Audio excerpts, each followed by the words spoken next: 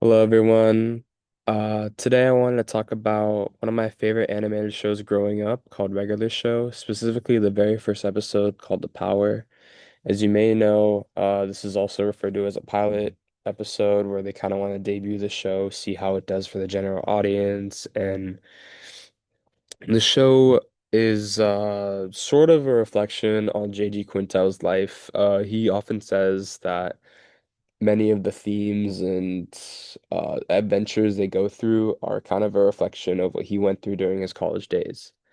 And kind of to summarize it for anyone who hasn't seen it, Regular Show is about two best friends, Mordecai and Rigby, and they work at a park, and their whole thing is that they're trying to avoid doing the work that they think that they should be paid more for.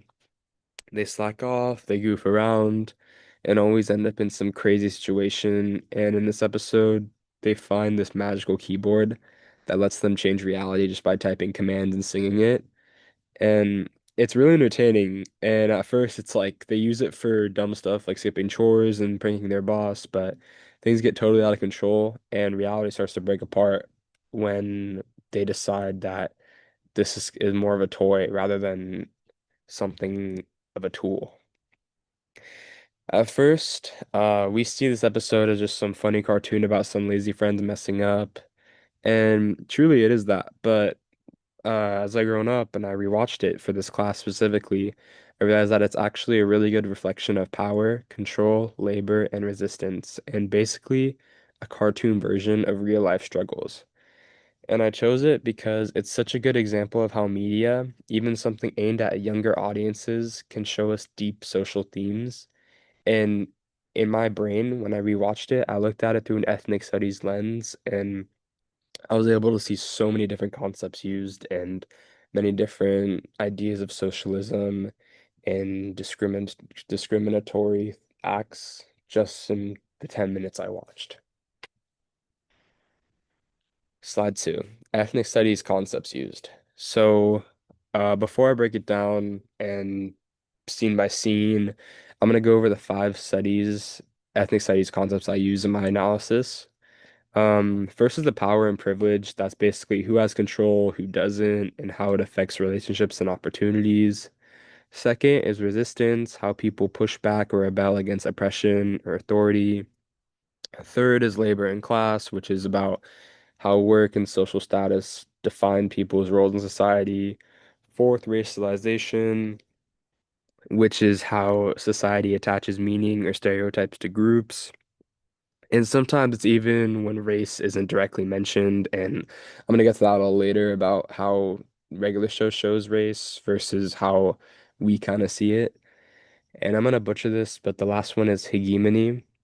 And this is about how systems of power can maintain control just by inequality and how inequality feels normal or almost natural in this sense. And it's wild how in this 10-minute episode cartoon, it can actually reflect all these big concepts once you start kind of breaking it down piece by piece.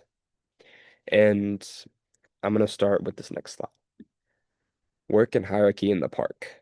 So let's just put it to basics. Let's start with the park.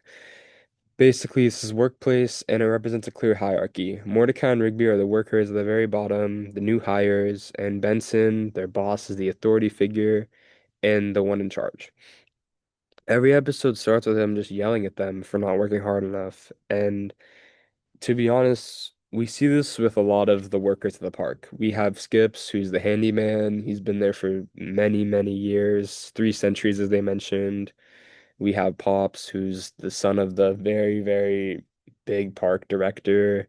We have High Five Ghost and Muscle Man, just the two also other handymen that are more reliable than Mordecai and Rigby. So we see that they're truly at the bottom. And when we kind of put it in this lens of labor class and sort of how they work through their actions, Mordecai and Rigby represent working class youth. I mean, it's true in the way that they're stuck doing repetitive tasks, that they're underpaid and they're not respected. And Benson is this boss who enforces control like the face of capitalism in cartoon form. And I think that a lot of people can relate to that, especially if anyone's ever worked in a job where your boss was watching your every move, they were treating you unfairly, they were micromanaging you. Just that feeling of generally being controlled or undervalued is super real, and they set it up in a really good way. And the setup honestly connects to hegemony. And because the whole system is treated like that, it's just the way things have to be. No one questions why Benson gets to boss them around. This just shows how the normalization of power is just how their dynamic works. Just like in real life, we all have to accept that authority is authority because it's all that we've ever known as a society.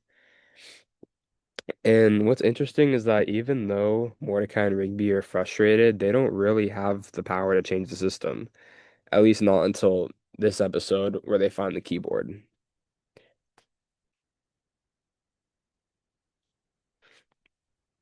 The magical keyboard as power and privilege. So they find the keyboard and it's labeled as quote unquote the power. Everything shifts and suddenly they can do whatever they want. They can use the keyboard to teleport, prank Benson, or just skip work entirely if they want to. And sort of to backtrack a little bit before I talk more about it, the keyboard gets obtained because this wizard from space decides to use the bathroom and Rigby just steals it. And just in the scene on the right, Mordecai asks him, "What's this keyboard you have?" And Rigby's like, "Oh, I call it the power."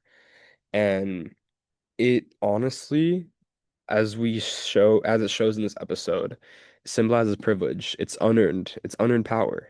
And they didn't work for it. They just found it. But at first they treat it like a joke. But as soon as they start abusing it, reality literally starts to tear apart. And this connects to power and privilege in the real world. When people or groups have too much power and don't think about how it affects others, chaos can follow. You see that everywhere with politics, business, social hierarchies, and even just everyday life. And it's funny how the episode makes the serious point through something so ridiculous as just a magic keyboard. But it's what makes it great. It's entertaining, but it's also a metaphor for how power works when it's not earned or used responsibly. But by the end, Mordecai and Rigby realize they can't handle this kind of power, and it's just a lesson of control without awareness just leads to destruction. Leading to my next slide. So this next slide is going to be talking about pushing against authority. So when I talk about pushing back, I kind of want to reference this sort of resistance or rebellion. And when I talk about resistance, Mordecai and Rigby are constantly rebelling against Benson. They don't know what to do, yet they're told something to do and they just don't know how to do it. But who can blame them? Honestly, their job is boring, their boss is a jerk, and they don't want to learn because they don't think it's necessary for their lives. When they use the keyboard to fight back, it's like them saying, "We're done with being controlled." It's a form of resistance, but it's also kind of immature. They don't really have a plan. They just have freedom that causes chaos. And in ethnic studies, we talk about how resistance can both be empowering, but very messy at the same time. It's not always about leading a revolution, but sometimes it's small acts of defiance. And Mordecai and Rigby represent that kind of resistance. They're fighting back, but without awareness, rebellion leads up to hurting them. And it's because it's unplanned. It's all just in the spun of the moment, and it just goes back to how things are.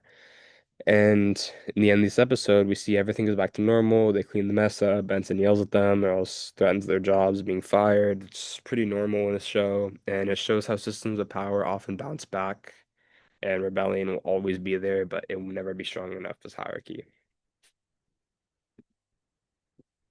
So, identity coded in characters. So, when I talk about the identity coded in them, I kind of want to bring this back to racial stereotypes and how it's represented in regular show. They don't directly talk about race, but regular show still ends up being coded through representation. Mordecai and Rigby are animals, not humans, but everyone else is sort of an human or an animal of that sort. But everyone is a hybrid of human, but they're just the only animals. The way they're portrayed is lazy, rebellious, and mature. This ties into stereotypes often associated with racialized or lower class groups.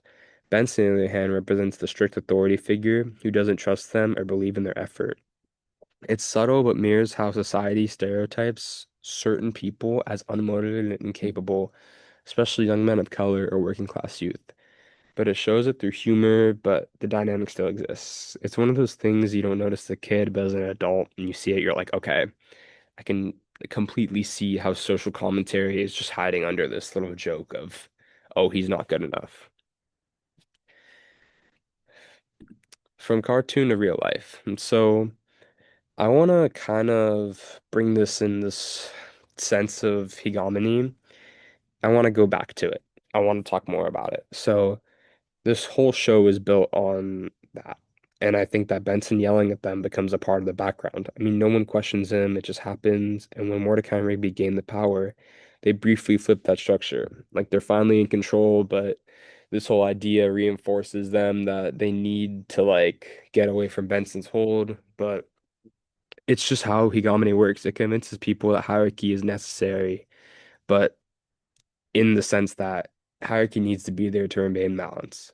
And in the end, Benson's power is stronger than before. I mean, Mordecai and Rigby are back to square one, they're on thin ice, and they need to keep repeating their structures to keep their jobs, pretty much. I want to talk about what regular show teaches us. So, zooming out, this episode came out during 2010, where we had a really bad recession, and it connects to the real world issues the US experienced around that time, where a lot of young adults after college felt hopeless, stuck in jobs they didn't want to be in, or trying to survive just small gig work and unstable pay just to scrape by in life. And Mordecai and Rigby reflect that experience, smart and creative, but stuck in a system that really just undervalues them. Their frustration represents a dealing with economic inequality. But through intersectionality, we can actually see how age, class, and sometimes race overlap in frustration. And through that racial capitalism, we can see how systems profit from underpaid workers while receiving power from those at top, such as Benson. And the park runs because of Mordecai and Rigby, but they get no credit. It's funny, but it's also painfully accurate about the fruits of the labor never living up to what it needs to be. And that's what makes regular show super clever. It hides social critique just behind some absurd comedy, like this Benson guy just being a gumball machine yelling at two, like a bird and a raccoon. It's insane, but it's funny. When you think about it, it's really deep. I kind of want to wrap it all up by saying it's just about two goofy characters being slackers, but when we look at it as an adult, we kind of see it as power, privilege, class, and resistance and how they play out in society to modern day.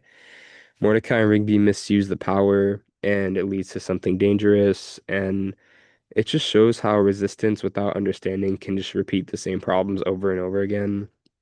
And even without direct references to race or politics, it kind of mirrors systems we all live under, such as bosses, inequality, privilege, control. That's why I think it's perfect for ethnic studies analysis. And like as I analyzed it through this lens of ethnic studies, it showed how race, class, and identity can exist even in the things we watch for fun. Sort of backtracking, I wanted to ask you guys two little discussion questions. Number one, how does humor make social critique easier to understand? And number two, what would change if Mordecai and Rigby understood their privilege? Thank you guys for listening, and I hope you guys can kind of see how Regular Show is less of a kid's show, and it's a kid's show, but it can be seen through an adult lens.